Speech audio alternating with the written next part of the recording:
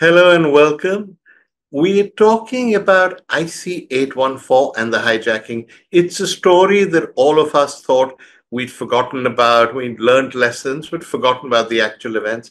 But it's back in the headlines, it's back in the news, thanks to a television show that purports to focus on the events around IC 814. I don't want to talk only about that show. I want to talk about what happened, what we learned, whether we were actually caught napping, whether Pakistan was involved, whether Afghanistan was involved. There are a whole host of unresolved issues, and hopefully we'll tackle them today. It's my great honor and privilege to be joined on the show by India's greatest spy master, A.S. Dulat, who started his career in the police, went on to become a very distinguished chief of the Intelligence Bureau, and was during the time the hijacking took place, the head of R&AW, or as they call it internally, Secretary R. We're also joined by Anand Arni, who was in charge of the Pakistan desk in R&AW at the time, and more important, was on the ground in Kandahar negotiating with the Taliban and with the hijackers. So, warm welcome to the show for everyone. Thank you. Thank you. Have either of you seen the show or the Netflix show? Not me, no. I have. You have seen it. Yes. Did you recognize yourself on the ground in Kandahar? No, absolutely no. No. It's probably just to that. Okay, so let's start at the very beginning. We know that the hijacking took place from Kathmandu. Yeah. According to the show, before the hijacking took place, a man described as a first officer in the Indian embassy.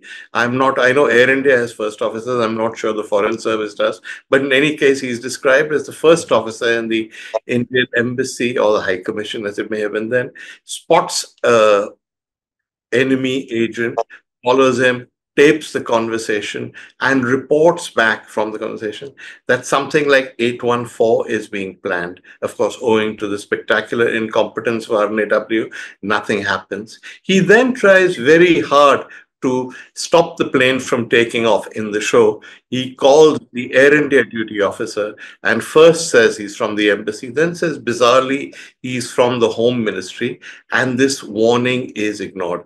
I assume he's an R&AW officer, though this is not made clear in the show, because at some stage he reports to, in a small little cubicle, which I think is insult to all you R&AW chiefs, where the R&AW boss is sitting and he reports to him.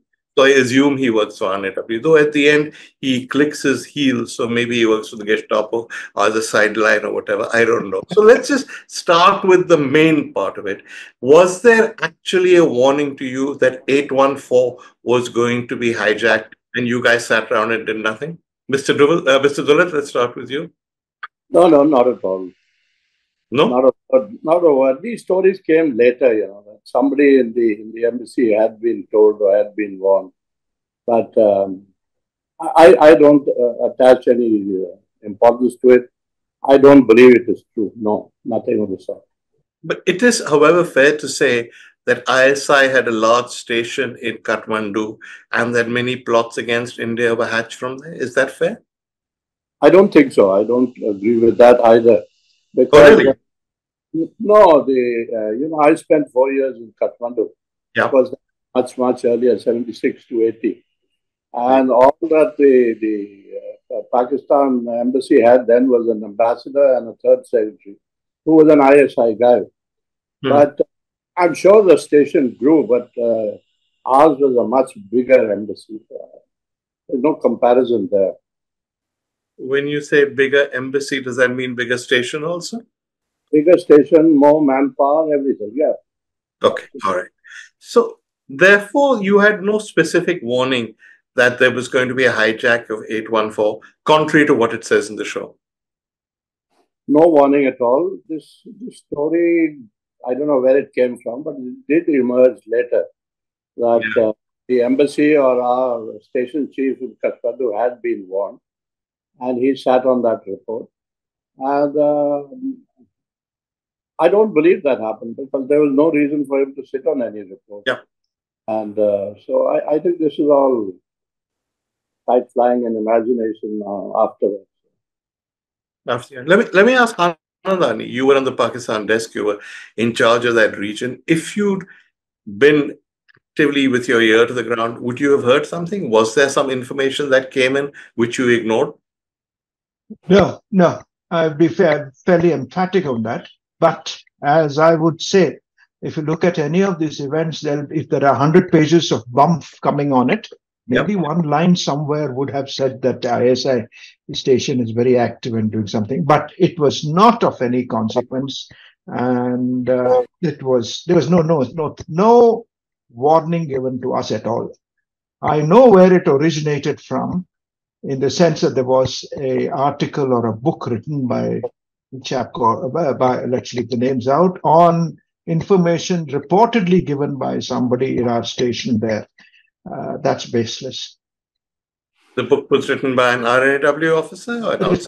Well, he was one of those who was employed in R&AW for a few years in the late 70s, and was asked to go home during that strike in 1980. Okay. And that was it. He was not active in 1999 when all this. Oh, no, nowhere. He quit in 80 and didn't have any access to the building or anybody. Okay, now people will say that you're asking the guy who was in charge of Pakistan, you're asking the guy who was in charge of R&AW during that period. Of course, it's in their interest to lie. So was it actually the case that you had no information at all? I'm asking you again. No information. No information. And I think Anand has put it in proper perspective that possibly one of these guys who had been in and out of the R&AW mentioned something in a book that he wrote. Yeah. So that's the origin of the story. Possibly, yeah. Okay.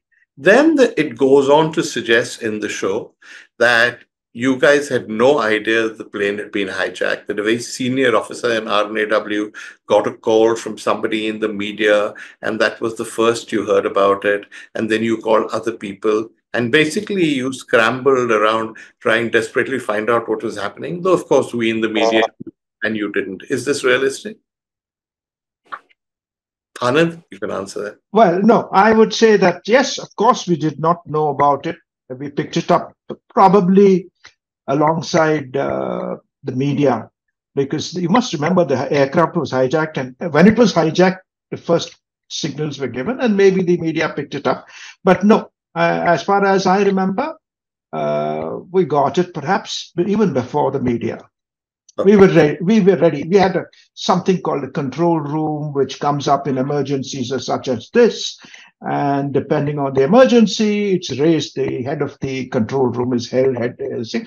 Dulat had ordered a control room to be readied, and we were ready before as the story broke out. That's correct, Mr. Dulat. That you organized the control room. I remember that quite vividly. It was Christmas Eve, and we had a little function at the R&AW. And for whatever reason, I remember I'd gone onto the stage. Must have been something happening there. And one of our officers came rushing and said, "You're wanted immediately at the crisis management group. There's a meeting on. And you have to get there quickly as possible." So I left immediately. And I got to the CMG, and there were a couple of guys there and a couple more arrived later, but we were all there, I think, within about 20 minutes or so.